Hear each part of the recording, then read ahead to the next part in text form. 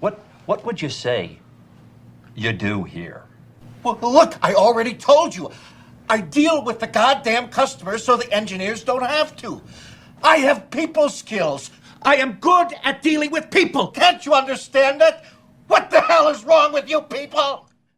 Welcome back to Thinking Critical. This is Wes. I hear this a lot of times that, comic fans are entitled man babies. They're so entitled. Why do they feel so entitled?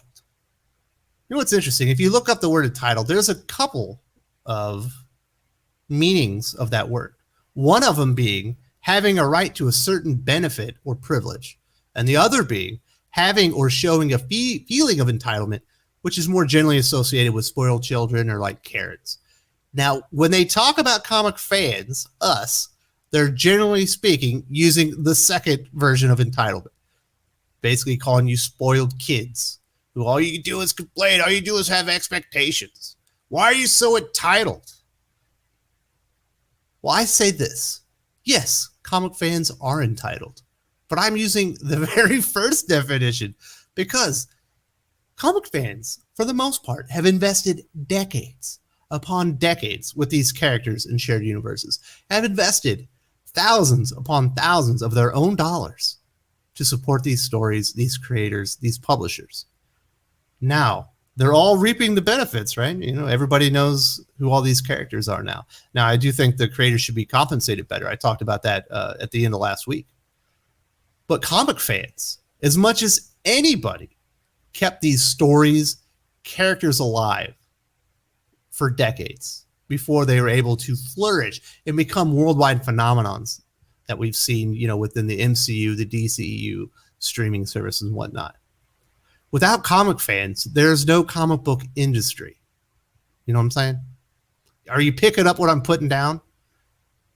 Comic fans are the most important ingredient to the comic book industry. You can have the best creators in the world. You can have the best writers in the world, best artists in the world, the best editors in the world. You can have the best publishing platform. You can have the best printing services. You can have the best retail stores.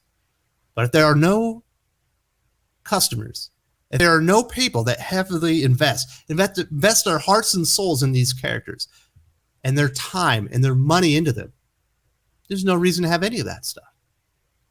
And I definitely think that the comic fans have gotten a really bad rap, treated like less than by a lot of the creators and executives and publishers in comic books, and have for quite some time. Certainly have just by like the general populace. It wasn't always nice to be a comic book fan. Now, I didn't have to experience all these things. I didn't start reading comics until my 30s, and I'm well into my 40s now. But a lot of guys and gals that like comic books back in the day were shoved into lockers, were picked on while they were at lunch, and generally speaking, were mocked and made fun of, but continue to love the characters because they had a bond with them. And they love the universes, and they spread the word. That's the one thing that a comic fan does. And, as somebody that's been a huge movie fan my entire life, huge sports fan, I've used to have season tickets to University of Missouri football. Used to spend so much money on live sports, it's not even funny, when I was in my 20s mostly in my 20s. By the time I was in my 30s, most of my service was all done overseas.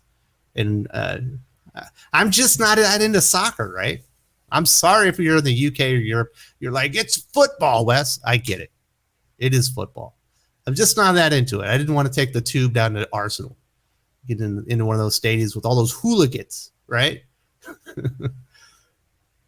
And yet, after all these decades and thousands of dollars, the fans themselves are continuously mocked and, made fun of by the creators as if they don't matter. The comic books these are artistes, right? They don't need you anyway. You're here for the art. No, I'm here for the characters. I'm here for the stories.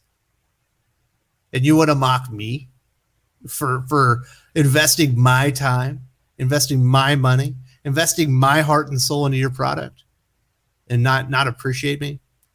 I'll tell you this. Go to these same creators and try mocking and making fun of the stuff they're heavily invested in, right? Like their opinions on gender studies or climate change, COVID-19, the pay gap, or any of the other stuff that they actually care about. Because you can tell a lot of times it's not actually comic books, comic book characters, comic book history, comic book universes. It's all this other stuff that they're always incorporating into these stories because they see the characters and the stories as a platform for whatever their stupid opinions are. Go and make fun of them with their dumb opinions about all the stuff that they actually care about. And you will see them go ree all the way home, just like one of the little piggies, right? Just like a comic fan who goes out there and expresses opinion, and you mock them and tell them they're stupid for ever, investing their time and money into it. Yeah, they get a little upset when you start making fun of people or mocking them for investing in things. People tend to get a little emotional. There's no empathy. That's the one big problem with the comic industry. For some reason, they think they're all high and mighty, but they all want us to feel bad for them. You're better than me, but you want me to feel bad for you because you. And I do. I think a lot of comic book creators should be compensated better, especially if their works go on to inspire things that return an enormous amount of money. But it's sometimes it's hard to feel bad for these guys because of the way that they treat you. And all those things I talked about, gender studies, climate change, COVID-19, the pay gap. You would think that all these things were just like set in stone. There's only one way to think about it, right? It's the science. Listen, I'm a middle child. I'm cynical by nature. I'm number 2 of 3 brothers. I've been aggravating and debating my brothers and doing the best I could to piss them off my entire life. I'm really good at stuff like this. I can debate points I don't believe in. Sometimes you'll notice this on the channel, right? I will have a conversation with you here where it's me solo. And for the most part, if I'm talking, it's just you and I. What I say is almost exactly, well, not almost, it's exactly how I feel within the bounds of what YouTube will let me say. How's that? And then sometimes you'll hear me having a conversation with somebody, and for the purposes of a better conversation, I will not so much play the devil's advocate, but I will bring up points from a different point of view that maybe I don't even agree with, just to get a better conversation out with whoever I'm talking with. Or maybe defend is the wrong word, but make them expand upon their point and why they feel that way. It's just for the point of conversations. And I've gotten better over time, certainly here on the channel with my ability to do conversation and get people to really open up about the way they feel about things. I can use those powers for absolute evil. I once convinced somebody I worked with that my dream job when I grew up was to be an ivory poacher. And you say, Wes, you can't possibly defend ivory poaching. Oh yeah, I can. I really can. I'm a smartass. It's just who I am. And if I wanted to, I could go out to all these creators and find the things that they actually believe in and they really care about, and I could drive them up a wall on purpose. I could do that, but I don't do that because I'm a nice guy for the most part. And you say, but Wes, when you talk to Doc, you cut him off sometimes. Yes, I do.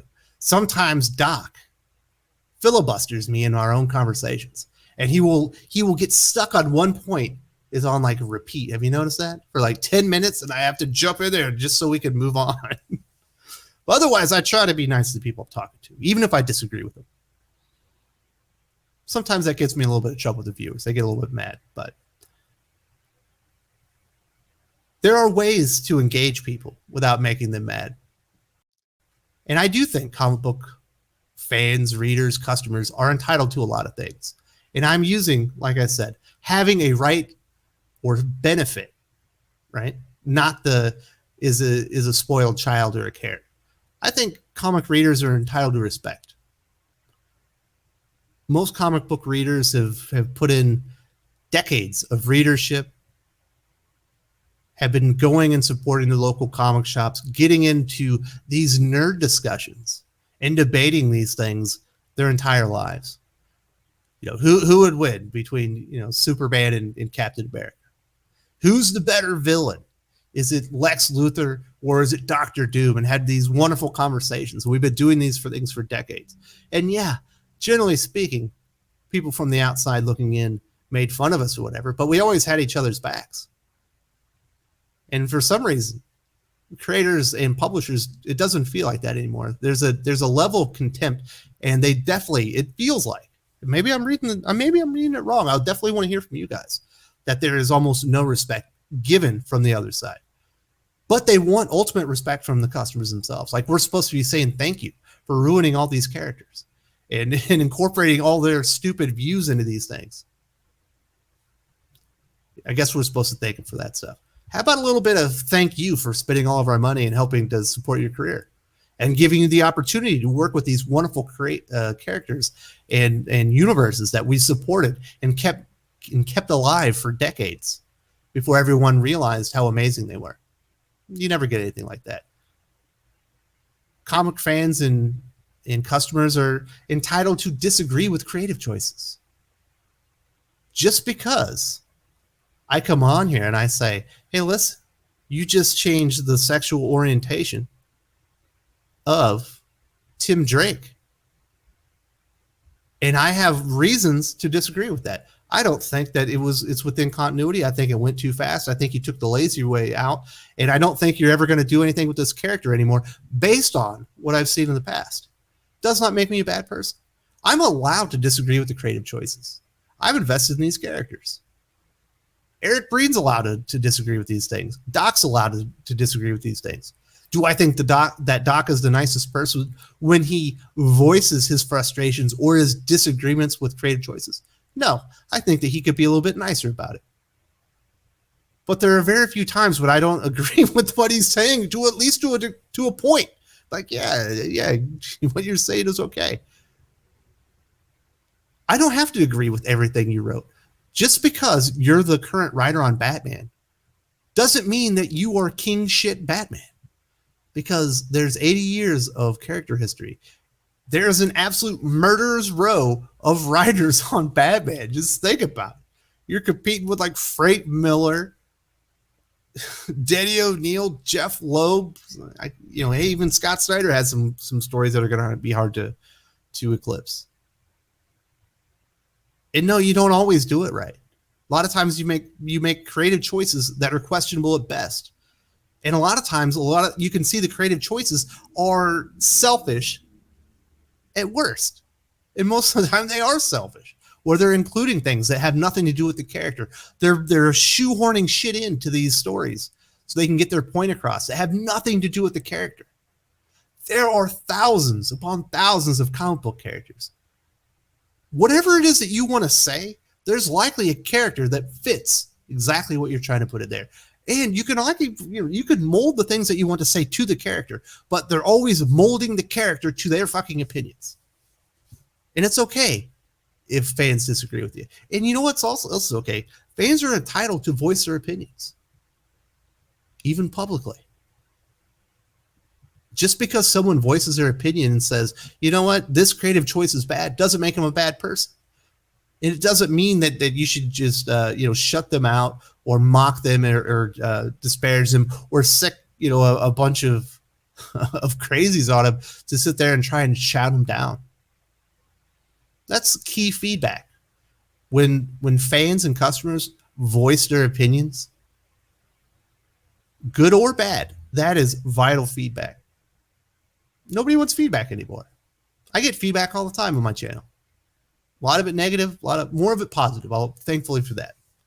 I'm blessed in that regard. You got to take the good with the bad. You want to write Batman, someone's going to tell you you're Batman shit. And if you look at what they're saying, as long as they're being nice about it, they probably have a good point. And it could probably help you in the future. But here we get to some of the more important things that fans are entitled to. Comic fans are entitled to the best product, period, for their money. Comic books aren't cheap. Work is hard. Inflation's up. And the price of comics are going up, up, and up. New number ones of important characters or franchises in comic books are going to $6. We've seen that the last few months in the solicitations from DC and Marvel. It's a lot of money for 1/10 of a comic story, or in some cases, if it's ongoing, maybe it's in between, a fourth and sixth, maybe upwards even of an eighth of an actual story. Say it's $6, it goes down to $4 after that. So $28, $34 for one story. Charging a lot of money. You should be putting out the best product, period. And if you're writing a Batman story, it should be the best Batman story, period. It shouldn't be the best use of Batman to get something else across. Now, if you can use your Batman story and get in a little social commentary, that makes a lot of sense. That works with the character and the situation. Perfect. You got a little cherry on top. Now you've made your story better. But they're going about things all wrong. And we're not getting the best product for our money anymore. Look what they just did with DC. Look at the amount of high-level comic book artists that had just left the company. Comic books are a visual medium. It's a visual action-based medium.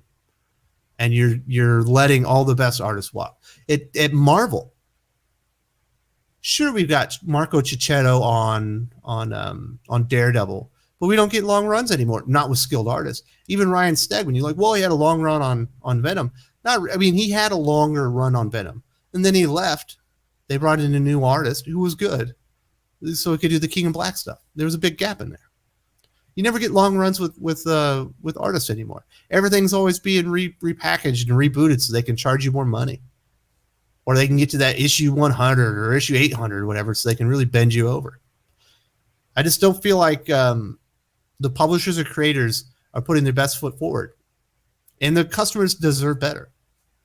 And comic fans deserve the publishers, especially, to value their patronage. When's the last time you thought, DC Comics really cares about their fans? When's the last time you thought Marvel Comics really cares about their fans? I think DC really cares about headlines in a bunch of publications that nobody, or that where the readers aren't even comic book fans. I don't think Marvel could give two shits about the fans anymore. They want to get out there and do their virtue signaling. They want to just reboot titles constantly. They don't want repeat business. They want repeat on number one business. They would churn through us in a second if they could get better fans. And that's sad. You talk to Roland Mann, Eric Breen, and other longtime fans that have just like, I'm not reading modern comics anymore. It's not worth my time. They're not made for me. It's like, you are a lifetime comic book reader, and there are publishers, not niche publishers, major publishers that are making comic books that aren't for you. That's pathetic. They do not value you, and that's not the way it should be. DC and Marvel should be valuing their longtime customers that have kept their publishing businesses moving for all these decades, but they don't. And finally, the last entitlement I'll talk about, the fans are entitled to spend their money elsewhere. I will only encourage that. If you are fed up with DC Comics, yet you're still going into your shop and spending, $100 a week on DC Comics, you're not sending the right signal, right? If you're fed up with Marvel, you're like, why do they keep doing this? Yet you go in there and you buy every single number one issue. You're not exactly telling Marvel that you'd appreciate them to stop rebooting everything every 6 months, so they can get a new number one issue and bend you over some more and charge you more money. You're not letting them know that you want, longer runs. There are great indie comics out there. There are really good indie publishers. There's crowdfunding out there. There are a lot of options these days. There are Patreons that you can go to. Now there's Substack if you're really enamored with a creator, if you want to support them. And there are a lot of creators out there that we should be supporting, in my opinion, that really value the customers, value the medium, value the art, value the history. There's not a ton of them, but there are enough of them out there. And it's it's a lot of times it's a little sad that we don't support them more than we probably should. I understand it's a lot for a lot of readers. It's about the characters, right? Because the creators, they turn over. You get new creators on new characters all the time, but that character is what's made constant, and that's the problem. They aren't constant anymore. So you have these readers that are, in essence, married to the character, and they want to support the character, even though the creator on there doesn't appreciate them or isn't giving an honest effort to give a best story featuring that character. It's hard to break those habits, but sometimes you got to send your message.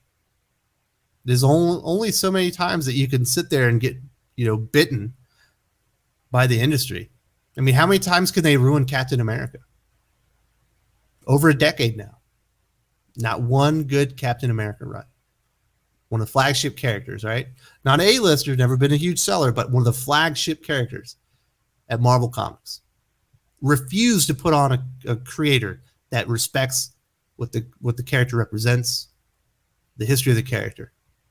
They just put in people that destroy it because they don't like what the character represents. It's so strange. If you're a Captain America fan and you went out and bought a copy of every single Ta-Nehisi Coates Captain America, knowing that you hated the entire run, you might not be sending the right message. But you're entitled to do what you want with your money. If that's what you want the complete Captain America run, you could have a little block here and there of Captain America that you won't read. And in this case, it might be a 10-year block because the character's been mistreated so badly since Ed Brubaker left. It's just weird stuff, man. It's I don't know. The creators and publishers are definitely sending us a message. I just don't think as customers, we're always sending them a message, letting them know that as the customers, we do have a right to certain things. It's okay for me to feel entitled. So it's okay for me to feel entitled to respect, to have opinions, to voice my opinions, to expect a great product, to expect the publishers to appreciate me and to spend my money wherever I want. We should be entitled to all that stuff. Now, should we belittle other people and harass them? No. Sometimes people go too far, but the creators go too far a lot of times, and they start these things. But Wes, two wrongs don't make it right. I completely agree with you. But I can understand why sometimes fans go too far because they're constantly being pushed, in my opinion. So next time you want to tell me I'm an entitled fan, yes, I am. I'm entitled to a lot of things I'm not getting from the industry right now. And I'll be the first one to tell you to your face, a lot of the comic creators, you ain't cut